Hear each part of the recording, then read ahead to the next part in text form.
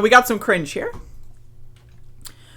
So in the United States of America, for those of you that live here and for those of you that may not live here, you may have heard of the United States Postal Service.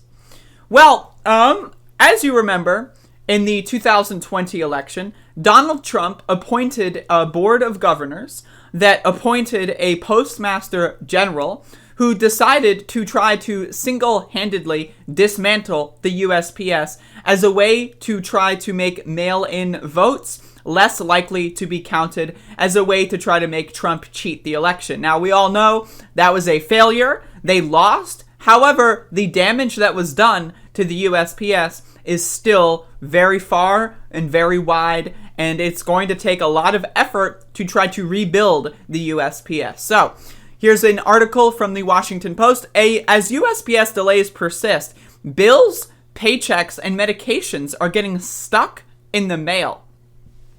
So imagine your lights go off, right?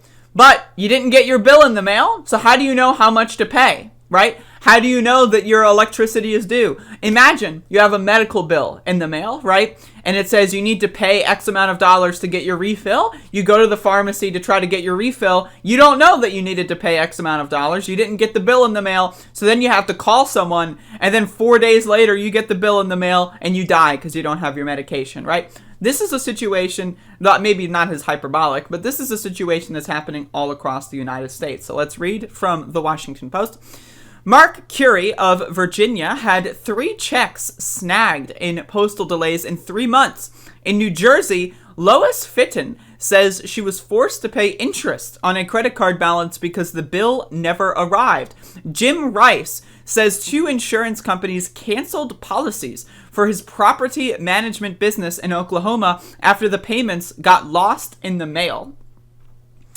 As the service crisis in the U.S. Postal Service drags into its 8th month, complaints are reaching a fever pitch. Consumers are inundating members of Congress with stories of late bills and the late fees they've absorbed as a result. Small business owners are waiting weeks, even months, for checks to arrive, creating cash flow crunches and debates on whether to switch to costlier private shippers. Again, this is one of the grand plans of Louis DeJoy's destruction of the USPS. Part 1 was to try to rig the election. Part 2 was to try to put more money into private mail couriers like FedEx, USPS, etc. Large-scale mailers, such as banks and utilities, are urging clients to switch to paperless communication, a shift that would further undercut the agency's biggest revenue stream. The growing outcry adds another dimension to the agency's myriad crises no less, a clogged processing and transportation network, severe staffing shortages, and $188.4 billion in liabilities. The prolonged performance declines have eroded the reputation of one of the few government agencies that boast generations of broad public support. Quote, the industry's faith and confidence in the USPS to perform is critical. Without that confidence, alternatives for mailers throughout our coalition will become more attractive out of necessity. Joel Quadrasi, chief executive of Quad, one of the nation's largest direct mailing firms, testified Wednesday during a House hearing on mail issues, and unfortunately, the industry's confidence in USPS has been shaken, end quote.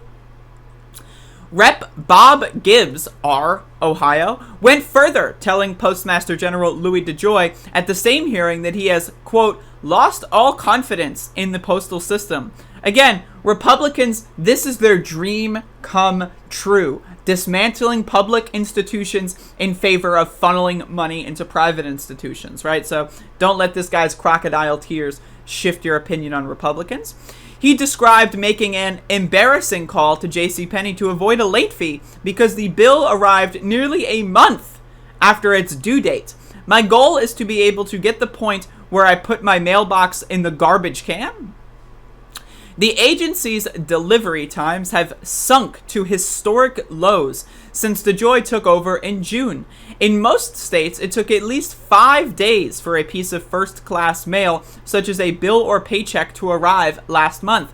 According to data provided by mail tracking vendor Gray Hair Software, going back 90 days into the heart of holiday shopping season, it took more than 6 days on average for first-class delivery nationwide. The Postal Service aims to deliver local mail in 2 days and non-local mail in 3 to 5 days. At the end of December, the agency had an on-time rate of 38% for non-local mail, according to data it reported to a federal court. Traditionally, that number is around 90%. The Postal Service has not disclosed 2021 metrics. The delays stem from DeJoy's abrupt reorganizations of the Postal Service in July and residual holiday backlogs, leaving consumers and small businesses to contend with the consequences and few alternatives. The Postal Service has a monopoly on mail, so if you want to send a letter or a bill, you have to use the Postal Service, said Michael Plunkett, president and chief executive of Postcom, a national postal commerce advocacy group. Small business owners like Rice, who owns Arzon Development Co. in Stillwater, Oklahoma, are wary of shifting to higher cost shippers because of the added expense it will be passed on to their customers. Incidences of lost mail have gone from happening 1 or 2 times per year to almost a weekly issue. As a company reliant on the mail, the service has taken an obvious and painful turn for the worse.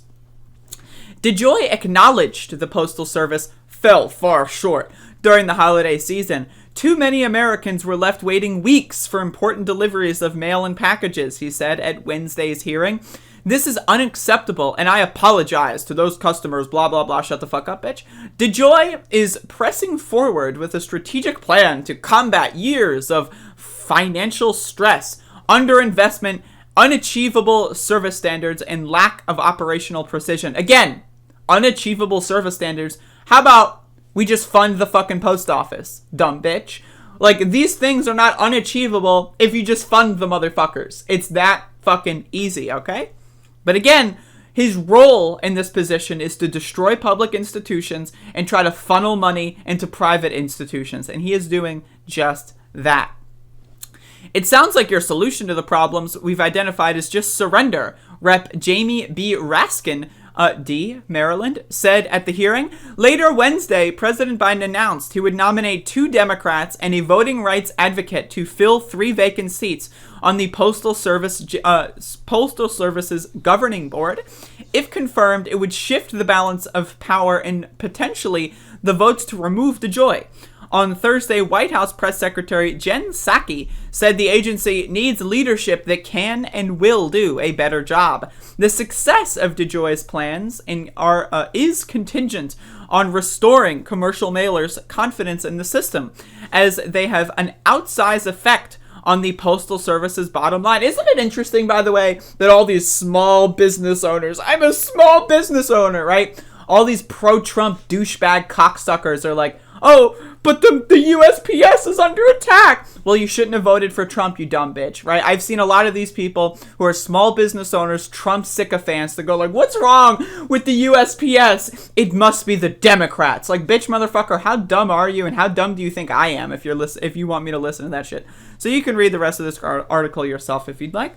But the point being is that the USPS is under assault.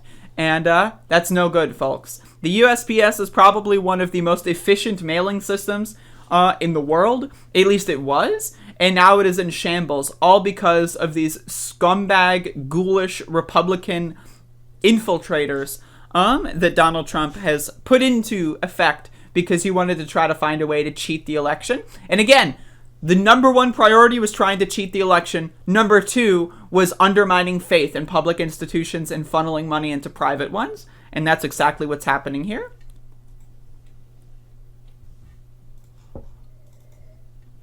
Bad deal, should have never been thought of. And where it should have stopped is at the deal standpoint, where they thought about it.